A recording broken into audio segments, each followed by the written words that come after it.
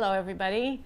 I got a request to talk about the Allemande from the E flat major suite, the fourth suite, by who else but Johann Sebastian Bach. And so I'm excited to be here with you again. Let's begin. The key of E flat major is a tricky one for us. It's harder for intonation. We need to stretch. It's not as naturally forgiving as the keys of the open strings. But this key has its own special color, and this Allemande is a gem. As you know, I like quoting Anna Bylsma, the great baroque cellist. He writes about this movement that it shouldn't sing, it should speak. And in other words, don't gloss over the small details with long bows. Take some time to learn Anna Magdalena's slur markings, and you will not regret it. You can download the manuscript from IMSLP, and I will add a link below. Let's talk about structure. The first half of this Allemande is much shorter than the second half. And let's look at each half, and by half I mean obviously up to the repeat sign and from the repeat sign to the end of the movement. Each half can be roughly divided into three parts: beginning, middle, and end. The beginning phrase or statement in both halves is 6 bars long, not the usual 8 bars or 4 plus 4.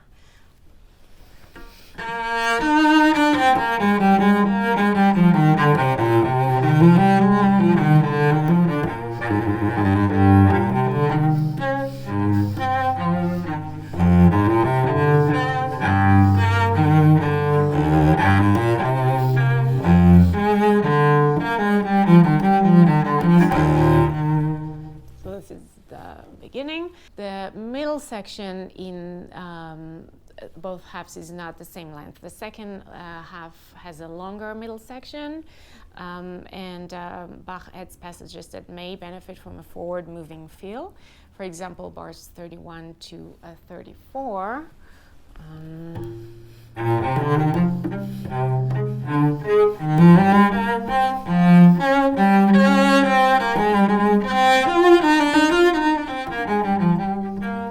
Etc. And you may ask why forward moving? Because these are not statements that come to establish a key. They move us from one key to another. They're not cadential. They don't serve to end a musical sentence. These are passages that serve as an extension of previous material. Let's talk about step lines. You know, this is one of my favorite subjects, and sequences and harmony. Note the step line starting on the downbeat of the second bar. Here we have the C going to D in the middle of that bar.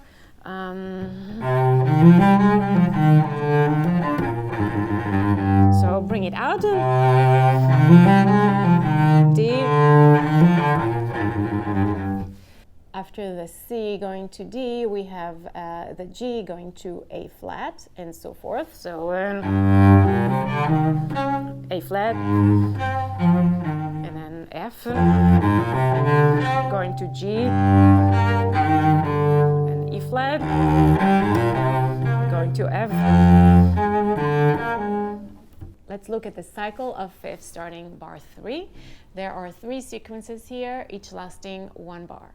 As we saw many times before, Bach repeats the sequence 3 times. So this is the first time, second time, and third and last time.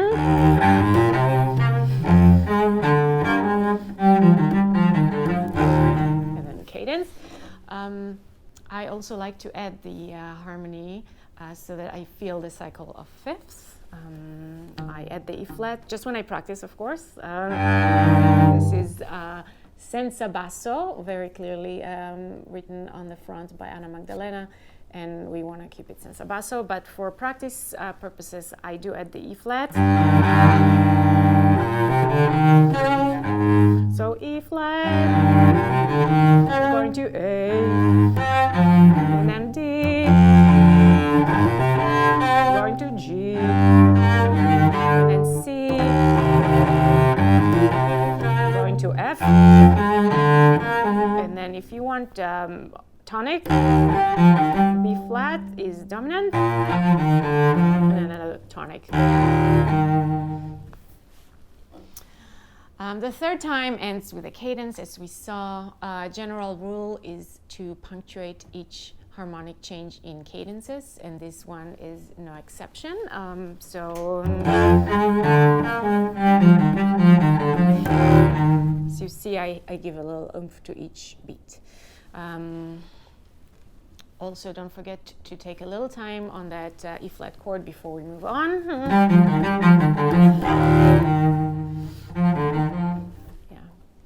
Starting in bar 7, we have another set of sequences. This time Bach repeats the passage twice, and the third time starts the same, but here we continue.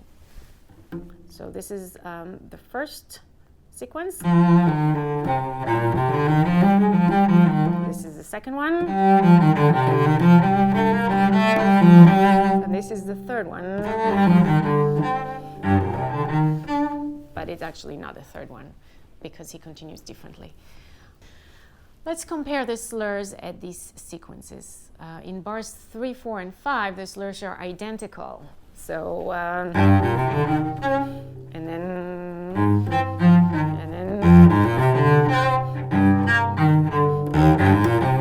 as you see, same exact slurs. But if we look at bars 7 and 8,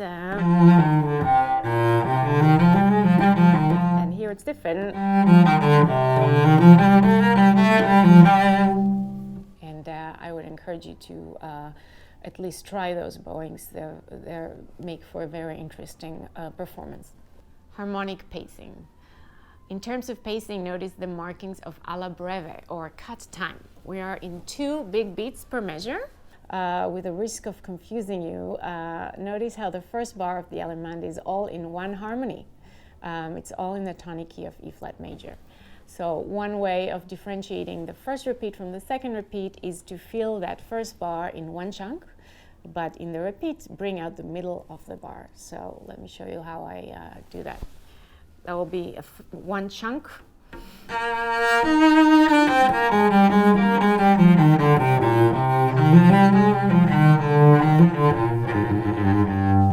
And then if you are to play that same first bar in filling it in 2,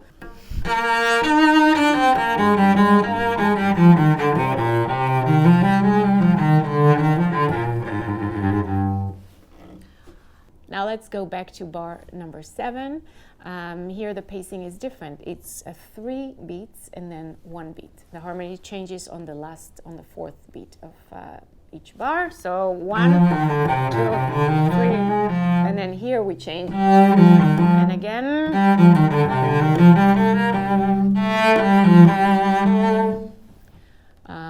And you can keep this in mind when you're practicing and performing.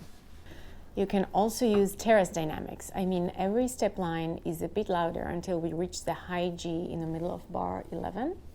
If you start in bar 7, look at the F, downbeat, G, again G, A. Now the middle of the bar is important in my opinion. C, D, E flat, F, G, and then we go down. Bar 12 sounds a lot like bar 6. This is bar 12, right? Bar 6 is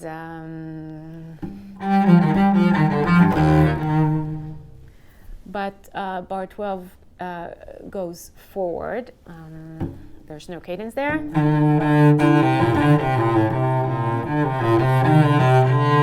Notice how the line goes down, D, C, B flat, but then going up, C, D, so D, C, B flat, C, D,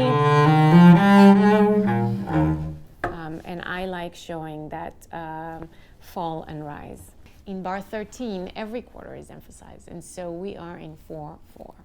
We are back in 2/2 or alla breve in bars 14 and 15. And as always, every beat in the cadence in bar 16 should be punctuated. So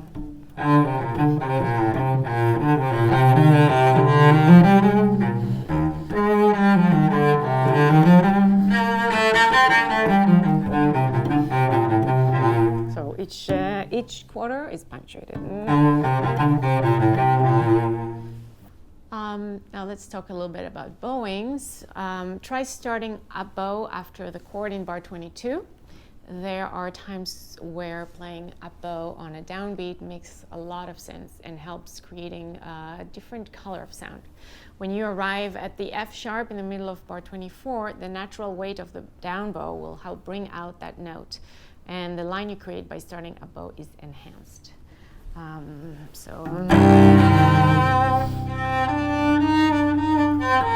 As you see, I start a bow.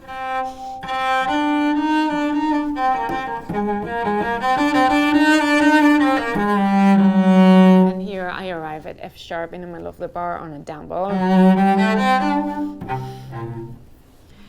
In this movement, there is also the contrast between the vertical line and the horizontal or fluid line. So let's look at bar 22.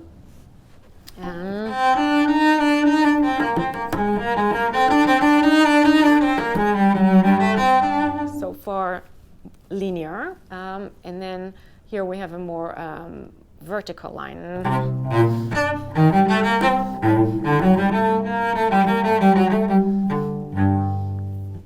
And again, we can see a similar example in bars 31 and 32.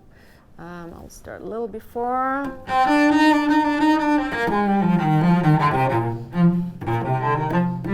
Now we have a vertical line. And again, linear.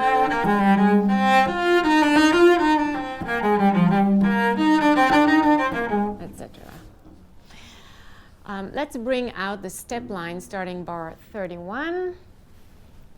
We have a low B flat, then C, D, E flat, F, G, A flat, and it keeps going.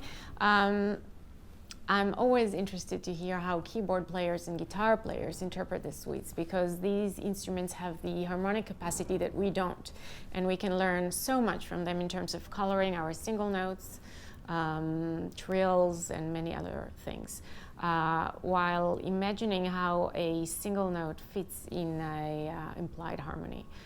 For example, check out the great Gustav Leonard interpretation of this suite. It is just really fantastic.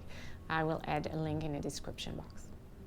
Let's talk about color and gestures. The upbeat to measure 23, I like to bring out the 2x2 slurs here.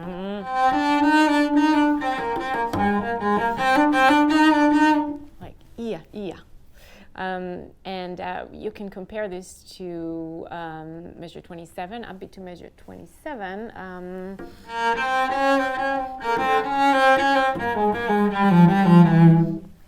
As you can hear, it's darker. And you should obviously try to play differently. More about gestures, bringing out slurs of 3 plus 1. We already talked about 2 plus 2, but there are plenty of instances where you have 3 in a bar.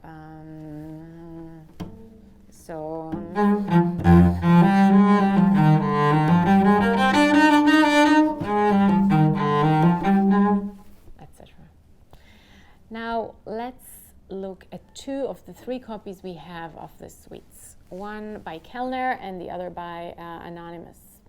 The copy that was found in Christoph Westphal's library. A long story. In the Anonymous copy, notice the dots above the notes starting bar 3, and the interesting accent marks in bars 38 and 39.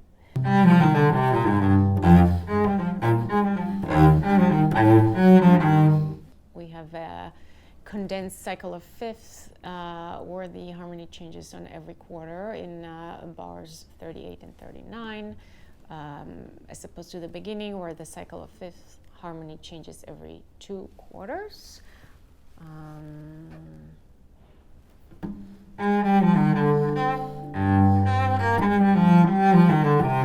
Here.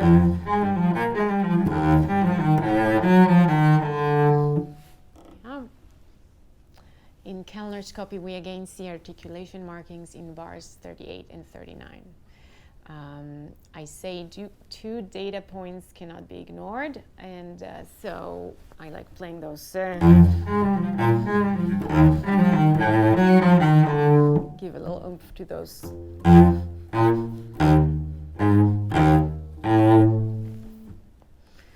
Cadences, internal cadences, bar 26 and bar 28. We have bounce, bounce, bounce, and 38 and 28. Did I say 38?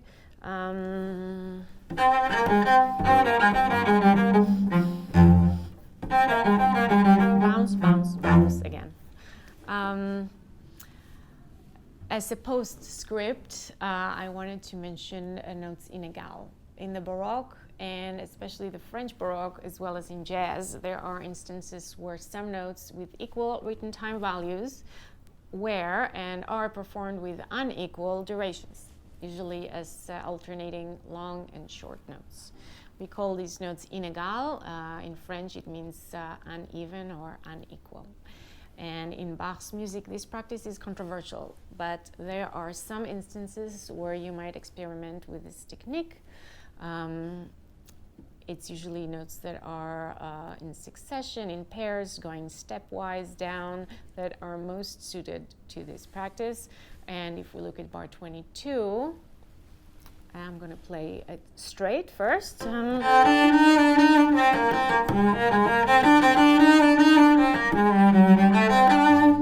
then inégale.